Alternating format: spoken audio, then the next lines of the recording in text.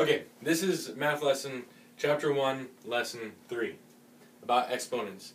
So, the question you need to answer at the end of this for tomorrow is 2 to the 6th power or 6 squared.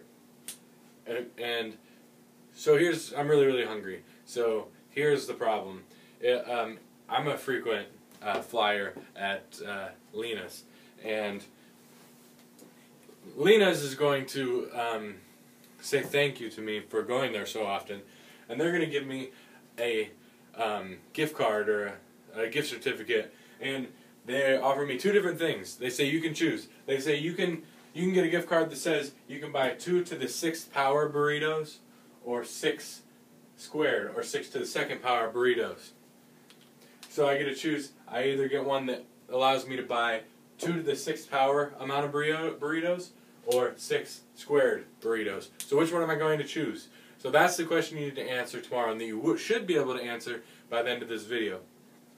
Okay, so we're going to learn about exponents.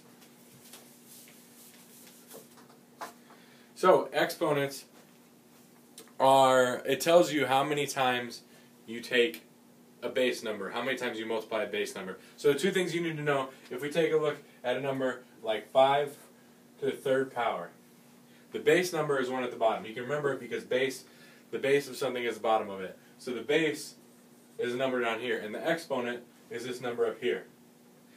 And so the base number, the 5, is the number that you start with. And this 3 up here is a number that tells you how many times you multiply that number. It's not get down.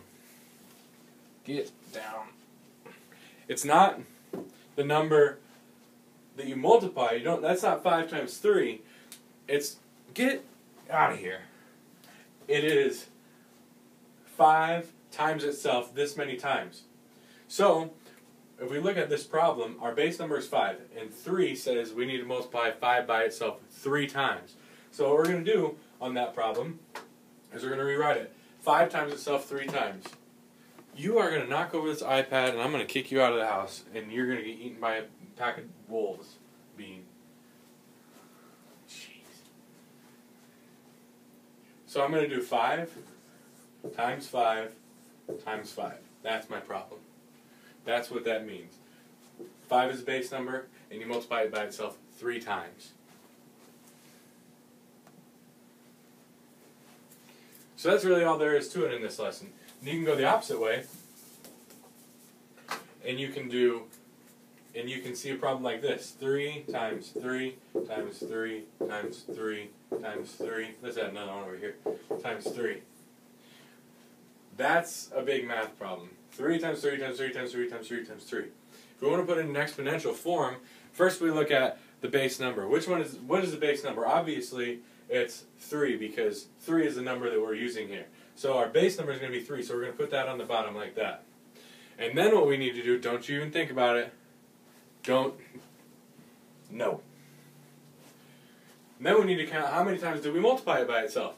1, 2, 3, 4, 5, 6. So we're going to write 3 to the 6th power. That's not 3 times 6. That means 3 times itself 6 times. So that's really all there is to know about exponents. So they're going to ask you to do a couple different things today, or tomorrow when we're doing our work time. They're going to tell you to write an exponent out. They'll give you something like this. 7 times 7 times 7. And they're going to tell you, write that in exponential form. So exponential form, this is the full way. But exponential form, you have your base and then your exponent. So right now I want you to pause the video, and I want you to solve this with me. And what is that 7 times 7 times 7 in exponential form? Pause. Okay, unpause. Wait, you wouldn't be able to see that. If I said unpause while you're paused, you wouldn't be able to see that. That doesn't make any sense that I just did that. Anyways, we'll solve it now. So, our base number is going to be 7, because that's the number we're working with. So, we're going to put 7 right on the bottom. That's the base. So, how many times do we multiply it by itself? 1, 2, 3. So all we do is 7 to the third power. That's all there is to it. Now it can go the opposite way. Let's do one like that really quickly, where it might say, I want you to write it in